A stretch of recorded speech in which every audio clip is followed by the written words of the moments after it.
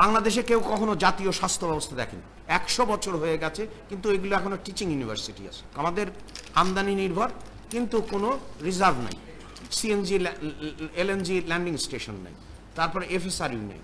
So আমাদের সাথে পতিত সরকারের পার্থক্য খুবই পরিষ্কার। আমরা কোনোভাবেই কখনোই একই হারে ভ্যাট মেনে নেব, কারণ 15% যদি ভ্যাট, যেটা আইএমএফের প্রস্তাব, তাহলে ন্যূনতম কায়দাও 1,65,00,000 লোক দারিদ্র সীমার নিচে চলে যাবে। ঋণের ভারে নুজ্জ একটা দেশ রেখে গেছে। এখন তাহলে আপনি এখান থেকে, আমি তো বলতে পারবো না আমি ঋণ শোধ করবো না। মা মির্জার কথা অনুযায়ী বাজেটের আকার হওয়া দরকার মিনিমাম 19,000 কোটি টাকা। ঠিক এই মুহূর্তে দাঁড়িয়েও আমরা একটা ভয়াবহ সংকটের মধ্যে আছি, এবং সেই সংকট থেকে উত্তরণে জনগণের আস্থা যে এই সংকট থেকে মাননীয় প্রধানমন্ত্রী জনাব তারেক রহমান এই সংকট থেকে সম্ভাবনা দিয়ে অগ্রগতির দিকে বাংলাদেশকে নিয়ে যাবেন। এবং আপনাদের মনে আছে তিনি পরিষ্কার করে বলেছেন তার একটা পরিকল্পনা আছে, এবং তিনি উল্লেখ করেছেন গণতান্ত্রিক মানবিক কল্যাণ রাষ্ট্র। এবং এখন আমরা তাহলে দেখি যে এই সংকট থেকে উত্তরণের তার যে পরিকল্পনাগুলো প্রথম দিন থেকেই কিন্তু শুরু হয়েছে। এবং আপনাদের মনে আছে মন্ত্রিসভার প্রথম বৈঠকে কৃষকদের, মৎস্যজীবীদের, খামারিদের 10,000 টাকা সুদ সহ মওকুফ করা হয়েছে। এটা অতীতে একবারই ঘটেছিল, সেটি হচ্ছে মরহুম বেগম খালেদা জিয়ার সময় 5,000 টাকা মওকুফ করা হয়েছিল। তাহলে আমরা যে আলোচনা করছি সেই আলোচনার কেন্দ্রে বিন্দু আছে একটা নতুন মডেলের কথা।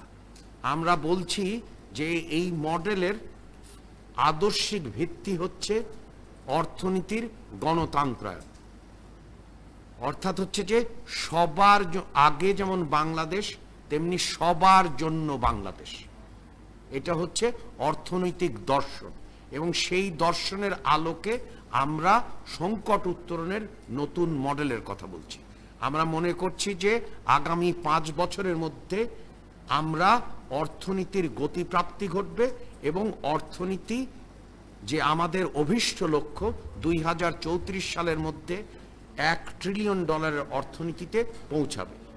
এবং আমরা প্রথমে হচ্ছে যে পুনরুদ্ধার অর্থাৎ 3R স্ট্র্যাটেজিতে আমরা যাচ্ছি, এবং সেটা হচ্ছে যে আমরা মানে আপনার যে ফ্রাজিলিটি, যে ভঙ্গুরতা বর্জন হচ্ছে, সেখান থেকে সমৃদ্ধির পথে একটা পর্যায়ক্রম ভিত্তিতে 3R এই স্ট্র্যাটেজির মাধ্যমে সেদিকে আমরা যাচ্ছি।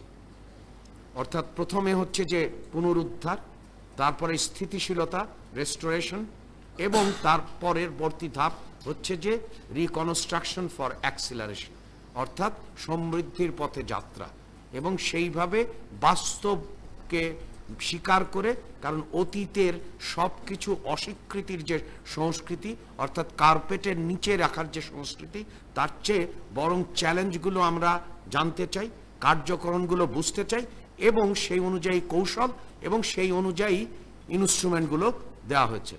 তো এখন নতুন মডেলটা হচ্ছে যে আমরা জানি যে বিনিয়োগ দরকার, বিনিয়োগ থেকে উৎপাদন হওয়া দরকার, উৎপাদন থেকে কর্মসংস্থান যদি হয় তাহলে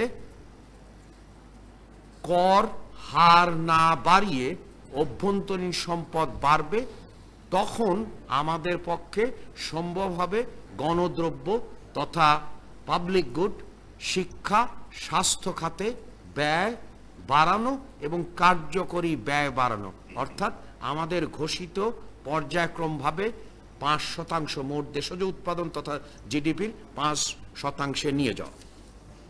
আমরা যদি মডেলটাকে দেখি তাহলে মডেলটাকে আমরা কিভাবে বাস্তবায়ন করছি, এবং আগামী ইতিমধ্যেই 180 দিনের কর্মসূচি হিসাবে অনেকগুলো বিষয়ে কাজ চলছে, এবং বিস্তারিত আমাদের যেহেতু আর্থিক বছর জুলাই থেকে জুন, আগামী বাজেট 11 জুনের বাজেটে সেগুলো কৌশলগুলো এবং কৌশল অনুযায়ী কি ধরনের পদ্ধতি এবং কি ধরনের ইনস্ট্রুমেন্ট থাকবে সেগুলো বিস্তারিত আমাদের মাননীয় অর্থ ও পরিকল্পনা মন্ত্রী জনগণের কাছে অর্থাৎ জনগণের প্রতিনিধি সংসদে সেগুলো উত্থাপন করবেন। প্রথম হচ্ছে যে বিনিয়োগের ক্ষেত্রে আমরা লক্ষ্য করেছি যে 5টি বিষয়ের কথা তারা উল্লেখ করেন। প্রথম হচ্ছে যে নীতির ধারাবাহিকতা, অর্থাৎ কিছুক্ষণ আগেই বলা হলো যে একজন বিনিয়োগকারী বিনিয়োগ করতে পারেন যদি তিনি পরিকল্পনা করতে পারেন ন্যূনতম 5 বছরের ক্ষেত্রে। আপনারা 11 জুন দেখতে পারবেন যে কর কাঠামোর ক্ষেত্রে তার প্রতিফলন ঘটবে। দ্বিতীয় যে কোনো বিনিয়োগকারী উল্লেখ করেন সেটি হচ্ছে যে বিভিন্ন টেবিলে তাকে ঘুরে বেড়াতে হয়, অর্থাৎ হচ্ছে যে যেটাকে সাংবাদিকতার ভাষায় বলা হয় লাল ফিতার দৌরাত্ম্য, এবং সেক্ষেত্রেও আমরা বিনিয়ন্ত্রীকরণের পরিষ্কার কি কি বিষয়ে বিনিয়ন্ত্রণ করা হবে এবং কিভাবে ব্যবসায় বান্ধব করা হবে তার পরিষ্কার বাস্তবায়নযোগ্য পদ্ধতিগুলো আমরা উল্লেখ করব। তৃতীয়ত,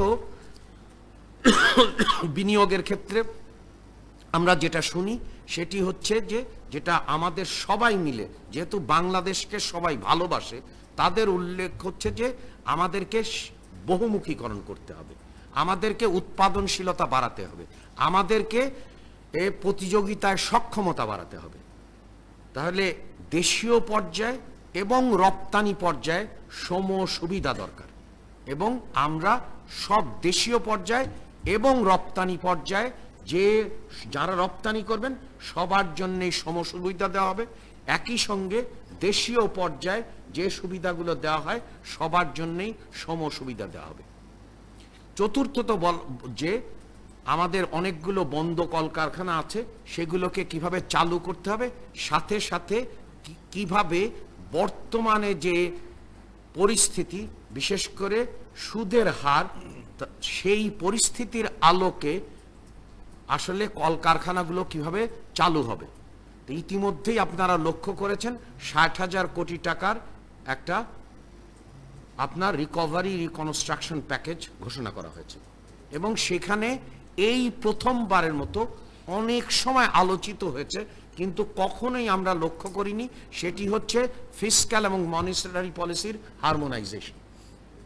এখানে ইনোভেটিভ কায়দায় আপনার, কারণ খেয়াল করেন যে তারল্য আছে, সেই তারল্য অনেকগুলো ব্যাংকে কনসেন্ট্রেট করেছে এবং তাদের তো ব্যবসা করা দরকার। সেইখানে 10% সুদহার হবে, কিন্তু যিনি বন্ধ কলকারখানা চালু করবেন তিনি তো 10% পলিসি রেট আছে, সেখানে তো কাজ করতে পারবেন না, তিনি পাবেন হচ্ছে 5% হারে, আর ওই ব্যাংক 3% দেবে, তাহলে বাকি 7% সরকার দেবে। অর্থাৎ রাজস্ব একদিকে কেন্দ্রীয় ব্যাংকের যে স্বায়ত্তশাসন বজায় থাকবে, সাথে সাথে আমাদের উদ্যোক্তারা যাতে বন্ধ কলকারখানা চালু করতে পারেন সেইটার প্যাকেজ আছে। তার সাথে যুক্ত হয়েছে, আমি কৃষি এবং কৃষিজাত পণ্যের কথা পরে বলবো, একই সঙ্গে তরুণদের স্টার্টআপ, নারী উদ্যোক্তাদের এবং অন্যান্য উদ্যোক্তাদের মিলে 60,000 কোটি টাকার একটা প্যাকেজ, অর্থায়ন প্যাকেজ ইতিমধ্যে শুরু হয়েছে। পঞ্চমত, তারা মনে করেন যেটা খুবই দরকার সেটি হচ্ছে যে আমাদের আর্থিক খাতে শৃঙ্খলা ফিরিয়ে আনার চেষ্টা করা, এবং আমরা বিভিন্ন রকমের এবং রাজস্ব ব্যবস্থায় বড় আমূল পরিবর্তন আনা, বিশেষ করে রাজস্ব ব্যবস্থায় আমূল পরিবর্তন, এটা আমি পরে আসছি। এখন আমরা আসলে কোন কোন খাতের দিকে যাব। কৃষি খাওয়ারের কথা উল্লেখ করা হয়েছে, আমি সেভাবেই শুরু করব। যে বাংলাদেশে দেখেন যে এতদিন গেছে কিন্তু সার্বিক পানি সম্পদ ব্যবস্থাপনা কখনো করা হয়নি, এবং শহীদ প্রেসিডেন্ট জিয়াউর রহমানের সময় একমাত্র গ্যারান্টি ক্লজ ছিল, আর পরবর্তীতে কিন্তু পানি সম্পদ ব্যবস্থাপনায় গ্যারান্টি ক্লজ নাই। আমাদেরকে তো হাইড্রোলজিক্যাল সাইকেল অনুযায়ী আমাদেরকে পানি সম্পদের পরিকল্পনা করতে হবে, এবং তার সাথে কৃষিতে তো তিনটা মোটা দাগের সমস্যা। প্রথম হচ্ছে যে উৎপাদনের উপকরণের দাম তার চেয়ে হচ্ছে যে আপনার যে কৃষক যা পান তার মধ্যে ফারাক, উৎপাদনশীলতা কমে গেছে, এবং হচ্ছে যে কৃষির যে মাটির উর্বরতা কমে গেছে, তারপরে হচ্ছে যে ওয়াটার টেবিল নেমে যাচ্ছে। এই যে এই সমস্যাগুলো সমাধানের ক্ষেত্রে আমাদের সরকার তিনটি উদ্যোগ গ্রহণ করেছে। প্রথম হচ্ছে যে আমাদের পানি ব্যবস্থাপনা, অর্থাৎ উপরিস্থ পানি যাতে বেশিভাবে ব্যবহার না করা যায় আর ভূগর্ভস্থ পানির ব্যবহার হ্রাস করা যায়, কারণ ওয়াটার টেবিল নিচে নেমে গেছে। সেই জন্যে আমরা তিস্তা মহাপরিকল্পনা, পদ্মা ব্যারেজ, হাওর বাওরের বোর্ড হয়েছে। ও শহীদ প্রেসিডেন্ট জিয়াউর রহমানের সময় এটা শুরু হয়েছিল, তারপরে কিছুই হয়নি। হাওরের ক্ষেত্রে বলা হয়েছে হাওরে যে 4-5টা সমস্যা, অর্থাৎ নিমজ্জনের যে সমস্যা, তারপরে হচ্ছে যে স্লুইস গেট পলি জমে যাওয়ার সমস্যা, এবং স্বাদু পানির মাছ আবার হচ্ছে যে বন্যার সাথে মেলানো। সো আমরা 5 বছর ব্যাপী হাওর বাওর এবং জলাভূমি পরিকল্পনা আমাদের আগামী বছর থেকে শুরু হবে, অর্থাৎ আগামী বছর থেকে। ঠিক একই কায়দায় তিস্তা মহাপরিকল্পনা, পদ্মা ব্যারেজ এবং উপকূলীয় অঞ্চলের যে লবণাক্ততা বৃদ্ধি, সেইখানেও আমাদের এর পরিষ্কার পরিকল্পনা থাকবে। আর কৃষির ক্ষেত্রে আপনারা খেয়াল করেছেন যে আবহমান বাংলাদেশকে ধারণ করে এবং সবাইকে নিয়ে আমরা যে কৃষিতে যাতে ন্যায্য মূল্য পাওয়া যায় ভোক্তা পর্যায়ে এবং উৎপাদক পর্যায়ে, সেই জন্য আমরা কৃষক কার্ড চালু করেছি। এবং বাংলাদেশের ইতিহাসে কখনোই তফসিলি ব্যাংক কৃষককে মর্যাদা দেয়। তফসিলি ব্যাংকগুলো কৃষকের কাছে গেছে এবং ব্যাংক অ্যাকাউন্ট খুলেছে এবং তাকে ভিসা কার্ড দিচ্ছে। আমরা একটা বৈপ্লবিক পরিবর্তন হয়েছিল যখন হচ্ছে ক্ষুদ্র ঋণের ব্যবস্থা, আর এটা হচ্ছে আনুষ্ঠানিক পর্যায়ে এবং 10টা বিষয় দেওয়া হবে। 10টা, সেটা জিও ট্যাগিং থেকে শুরু করে প্রতিটি বিষয়, এবং এটার প্রি পাইলটিং শুরু হয়েছে, এরপরে পাইলটিং হবে এবং 2,27,00,000 মতান্তরে বিভিন্ন রকমের পরিসংখ্যান আছে, কারণ পরিসংখ্যানের নির্ভরতা একটা প্রশ্নের উপর। কিন্তু আমরা প্রতিটি কৃষকের কাছে যেতে চাই যাতে করে 5 বছরের মধ্যে সর্বজনীন ব্যবস্থার হিসাবে, যাতে করে কৃষক ন্যায্য মূল্য পান, একই সাথে ভোক্তা ন্যায্য মূল্য পান। তো সেই জন্য কৃষি খাত নিয়ে আমরা আলাদা, আপনারা যদি উদ্যোগ নেন আমরা কৃষি খাত নিয়ে বিস্তারিত আলোচনা করতে পারি। শিল্পায়নের ক্ষেত্রে বর্তমানে যে সমস্যা আমরা জানি যে বহুমুখীকরণ হয়নি, দ্বিতীয়ত হচ্ছে যে উৎপাদনশীলতা বাড়ানো যাচ্ছে না, তৃতীয়ত হচ্ছে যে প্রতিযোগিতায় সক্ষমতা। তা আমরা সেই জন্যে কয়েকটি খাতকে অগ্রাধিকার খাত হিসাবে বিবেচনা করেছি এবং সেই অনুযায়ী ব্যবস্থা নেওয়া হচ্ছে। আমরা যদি খেয়াল করি উত্তরাঞ্চলে 5টি ক্ষেত্রে উদ্বৃত্ত আছে। প্রথম হচ্ছে যে ফসলে উদ্বৃত্ত হয়, ফলে উদ্বৃত্ত হয়, ফুলে উদ্বৃত্ত হয়, দুগ্ধজাত পণ্যে উদ্বৃত্ত হয় এবং প্রাকৃতিক সম্পদ। সেই জন্য আমরা উত্তরাঞ্চলে কৃষি এবং কৃষিজাত পণ্যের যাতে মূল্য সংযোজন বাড়ে সেই লক্ষ্যে দেশীয় বিনিয়োগকারীদের সকল প্রকার সুবিধা, যেমন একটা সুবিধা তারা চান যে তাদের জমি দরকার, এবং আমরা কিছুদিনের মধ্যেই সেই ব্যাপারে ব্যবস্থা নেব। তৃতীয়, তারা বলেন যে তাদের স্টোরেজ দরকার, কুলিং পয়েন্ট দরকার। এইটার ক্ষেত্রে আমাদের বিস্তারিত আপনার পরিকল্পনা নিয়ে দেশীয় উদ্যোক্তারা যদি সেখানে বিনিয়োগ করেন, এবং উদ্যোক্তা নির্বাচনের ক্ষেত্রে 3টি এই ক্রাইটেরিয়া করা হয়েছে। যিনি উত্তরাঞ্চলে বিনিয়োগ করছেন, যার হচ্ছে এইখানের এক্সপ্যানশন পরিকল্পনা আছে এবং বিনিয়োগ সক্ষমতা আছে। এবং ইতিমধ্যেই আপনারা লক্ষ্য করেছেন যে মাননীয় প্রধানমন্ত্রী কৃষক কার্ড উদ্বোধনের আগের দিন 13ই এপ্রিল তাদের সাথে বসেছিলেন, এবং সেইখানে তারপরে এখন আমরা এই বন্ধ যে কলকারখানাগুলো আছে যাতে করে সেখানে আবার উৎপাদন শুরু হয়, বিভিন্নভাবে, সেটা বিটিএমসির হোক, সেটা বিজিএমসির হোক, সেটা সুগার কর্পোরেশনের হোক, সেটা বিসিআইসির হোক, সেটা বাংলাদেশ স্টিল কর্পোরেশনের, অর্থাৎ 5টা যে কর্পোরেশনগুলোর যে বন্ধ কলকারখানা আছে সেখানে আবার শিল্প উৎপাদন অব্যাহত থাকে, সেই ব্যাপারে তিনি উদ্যোগ নিয়েছেন এবং আস্তে আস্তে সেগুলো বাস্তবায়িত হওয়া শুরু করবে।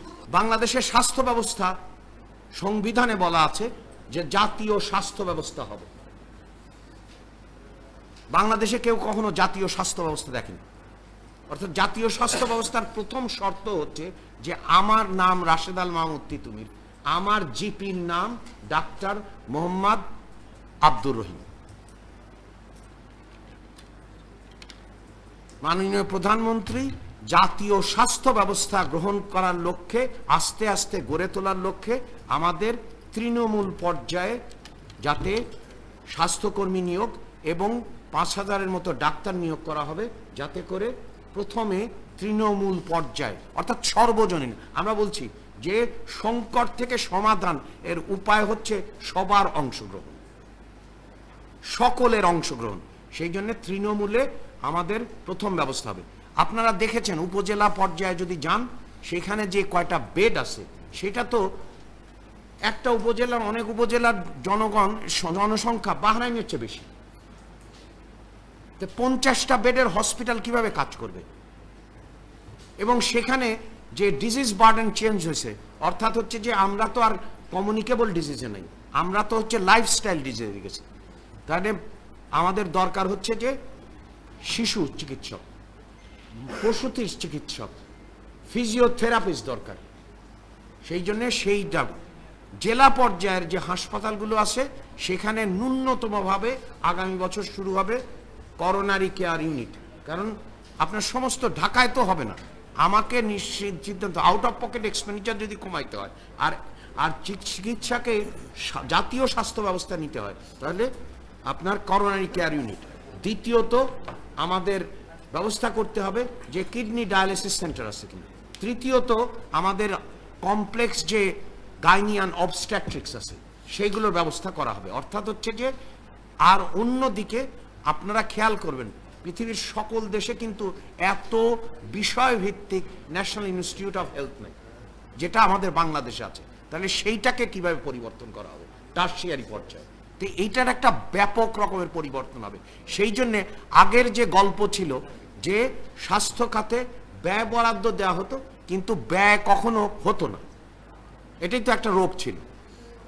আমরা যেহেতু নির্দিষ্টকৃত পরিকল্পনা আছে এবং এর সাথে আমরা ফার্মাসিউটিক্যাল ইন্ডাস্ট্রির ক্ষেত্রে এপিআই মানে অ্যাক্টিভ ফার্মাসিউটিক্যাল ইনগ্রিডিয়েন্টের ক্ষেত্রে আমরা বিশেষ সুবিধা দেব এবং যাতে করে আমাদের এর ঔষধ ব্যবস্থায় আমরা দামটা ঠিক সহনীয় পর্যায়ে রাখতে পারি এবং উৎসাহিত করব যাতে করে আমাদের ফার্মাসিউটিক্যাল ইন্ডাস্ট্রিগুলো রিসার্চ অ্যান্ড ডেভেলপমেন্টের দিকে যায়। সো এইটার নিয়ে স্বাস্থ্য বিষয়ে মাননীয় প্রধানমন্ত্রীর পরিকল্পনা আমি উল্লেখ করলাম খুবই সংক্ষেপে, আমরা আরো বিস্তারিত আলোচনা করতে পারি। তৃতীয় হচ্ছে যে শিক্ষার ক্ষেত্রে, এখানে আমার বাম পাশে দুজন আছেন যারা হচ্ছে যে আপনার উৎপাদন ব্যবস্থার সাথে জড়িত উদ্যোক্তা এবং নামি দামি উদ্যোক্তা। যদিও আগে আমরা লক্ষ্য করেছি যে অনেক চেম্বারের সভাপতি হতেন যার আসলে ওই সমস্ত ওইখানে কোনো খানা নাই, তাদের কোনো ব্যবস্থা নেই, শুধু ক্ষমতার জোর জবরদস্তির মাধ্যমে এই সমস্ত চেম্বারগুলো পরিচালিত হতো, সেটা আমরা জানি, সেই গল্প আমি যাইনি। তো সেখানে আমরা দেখেন যে আমাদেরকে চিন্তা করতে হবে যে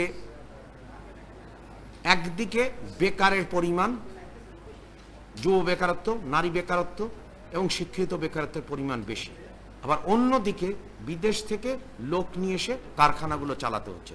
তার মানে দক্ষতার স্কিল বাংলাদেশ নেই এবং পুরো ব্যবস্থাপনায় আপনার না আছে আনন্দময় শিক্ষা, না আছে হচ্ছে যে ক্রীড়া, না আছে সংস্কৃতি, না আছে কারিগরি এবং বহুমুখী শিক্ষার ব্যবস্থা, না আছে হচ্ছে দক্ষতা বৃদ্ধির চেষ্টা, না আছে বিশ্ববিদ্যালয়গুলোকে গবেষণা বিশ্ববিদ্যালয়ে পরিণত করার দরকার চেষ্টা। 100 বছর হয়ে গেছে কিন্তু এগুলো এখনো টিচিং ইউনিভার্সিটি আছে। এগুলোর কোনো পরিবর্তন নেই। আমি ঢাকা বিশ্ববিদ্যালয়ে গিয়েছিলাম এবং জিজ্ঞেস করেছি যে আপনারা কিভাবে গবেষণা বিশ্ববিদ্যালয় পরিবর্তন করবেন, আপনারা সেই রোড ম্যাপ বলেন, কারণ আপনার তো শতবর্ষী বিশ্ববিদ্যালয়। আমাদের বুয়েট কিভাবে রিসার্চ ইউনিভার্সিটি হতে পারে, আমাদের বাংলাদেশ মেডিকেল ইউনিভার্সিটি কিভাবে রিসার্চ ইউনিভার্সিটি হতে পারে। তার মানে শিক্ষার ক্ষেত্রে আমূল 3টি ক্ষেত্রে পরিবর্তন দরকার। প্রথম পরিবর্তন দরকার হচ্ছে দক্ষ জনগোষ্ঠী, দ্বিতীয়ত হচ্ছে উদ্ভাবন সক্ষমতা, সেটা একাডেমিক এবং রিসার্চের মাধ্যমে, তৃতীয় হচ্ছে নাগরিকত্ব তৈরি করতে, তা না হলে করের টাকা কেন সেখানে ব্যয় হবে। তো এইটার আমরা বিস্তারিত শিক্ষা খাতে আমাদের পরিকল্পনা আছে।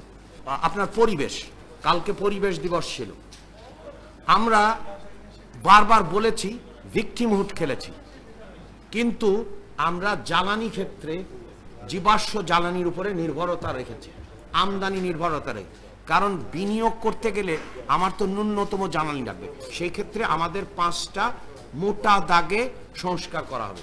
প্রথম হচ্ছে যে এনার্জি মিক্স, আস্তে আস্তে নবায়নযোগ্যতে যেতে হবে। দ্বিতীয়ত হচ্ছে যে আমাদের এই ধরনের এনার্জি শক আসতে পারে, সেই জন্য আমাদের শুধু এই নবায়নযোগ্য জ্বালানিতে গেলেই চলবে না, আমাদেরকে নিশ্চিত করতে হবে যে নবায়নযোগ্য জ্বালানির ম্যানুফ্যাকচারিং প্ল্যান্ট হয় এখানে। তৃতীয়ত আমাদেরকে নিশ্চিত করতে হবে, যেটা সবাই বলেছেন, যে স্ট্র্যাটেজিক রিজার্ভ। আমাদের আমদানি নির্ভর কিন্তু কোনো রিজার্ভ নাই, সিএনজি এলএনজি ল্যান্ডিং স্টেশন নেই, তারপরে এফএসআরইউ নেই, তারপরে হচ্ছে যে মানে ইউ নেম ইট। চতুর্থত আমাদেরকে অনেকগুলো কারখানা গ্যাস ছাড়া হবে না, তাহলে গ্যাস উত্তোলনের ব্যবস্থা নিতে হবে এবং দেশীয় সক্ষমতা বাড়াতে হবে। শেভরন করবে ভালো কথা, বাপেক্সেরও করতে হবে।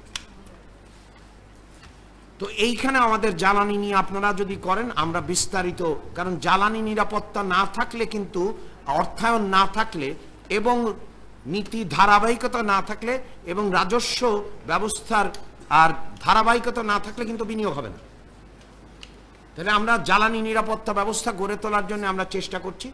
একই সঙ্গে আপনারা বাজেটে লক্ষ্য করবেন যে নীতি ধারাবাহিকতা, এবং তার সাথে লক্ষ্য করবেন হচ্ছে দক্ষ সুস্থ জনগোষ্ঠী গড়ে তোলার, অর্থাৎ স্বাস্থ্য এবং শিক্ষা খাতে। আমি শেষ কথা বলে চলে যাব। 3টি প্রশ্ন সবসময় সাংবাদিকদের করে থাকেন: অর্থায়ন কিভাবে হবে, ঋণ ব্যবস্থাপনা কিভাবে হবে, তৃতীয়ত হচ্ছে যে আমরা কাঠামোগত পরিবর্তনগুলো কিভাবে করব বাজেট ব্যবস্থা। এটা খুবই গুরুত্বপূর্ণ প্রশ্ন, কারণ কিছুক্ষণ আগে বলেছেন যে অনেকেই বলেন, কিন্তু সরকারের এই কথা কেউ বলেন না, যে আইএমএফ আমাদেরকে বলে একই হারে ভ্যাট দিতে হবে 15%, আর আমরা তাদেরকে বলি যে যদি আমি 15% ভ্যাট সব পণ্যের ক্ষেত্রে দেই, তাহলে আমার হচ্ছে 1,65,00,000 লোক দরিদ্র সীমার নিচে চলে যাবে। সো আমাদের সাথে পতিত সরকারের পার্থক্য খুবই পরিষ্কার। আমরা কোনোভাবেই কখনোই একই হারে ভ্যাট মেনে নেব না, কারণ 15% যদি ভ্যাট, যেটা আইএমএফের প্রস্তাব, তাহলে ন্যূনতম কায়দাও 1,65,00,000 লোক দারিদ্র সীমার নিচে চলে যাবে। তাহলে আপনারা যে নীতির স্বাধীনতার কথা বলেন, আমরা কিন্তু এই সমস্ত বিষয়ে খুব পরিষ্কার।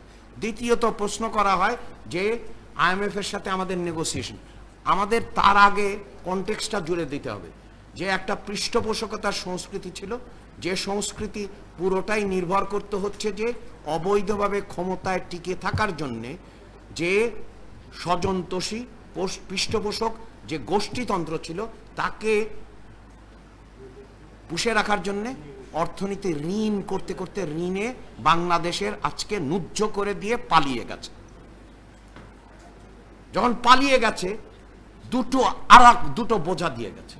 প্রথম বোঝা কোনো সময় আলোচনা হয় না, আইএমএফ যে ঝুঁকির মান লোর থেকে মিডল করেছে, এবং যার কারণে এই রেটিং এজেন্সিগুলো এটা করছে, এটা খুব কম আলোচনা হয়।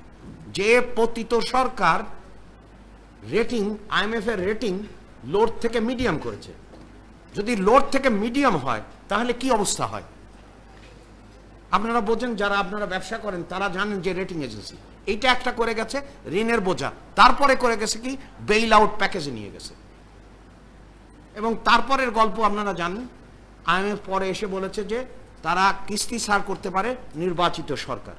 এখন আমাদের হচ্ছে যে সরকারের ম্যান্ডেট আছে এবং নির্বাচনী ইশতেহার আছে, আমরা নতুন প্রোগ্রামে তাদের পলিসি ম্যাট্রিক্স দেখব, আর আমরা তো আইএমএফ এর সদস্য, আমরা আমাদের পলিসি ম্যাট্রিক্স করব এবং সেই অনুযায়ী আলোচনা হবে। আমি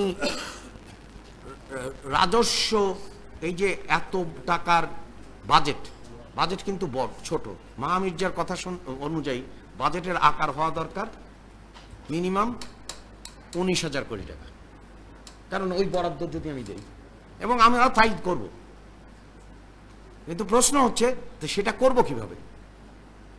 তাহলে রাজস্ব আদায় বাড়ানোর যে একটা এমন একটা পর্যায়ে দিয়ে গেছে, দুঃখজনক, লজ্জাজনক, যে একদিকে লুটপাট করছে, ঋণ নিয়েছে, আবার রাজস্ব ব্যবস্থাকে 6.6% নামিয়ে রেখে গেছে।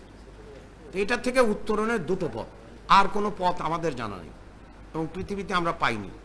একটা হচ্ছে যে অর্থনীতি যদি গতি সঞ্চারিত হয়, অর্থনীতি যদি সম্প্রসারিত হয়, তাহলে কর্মসংস্থান বাড়বে।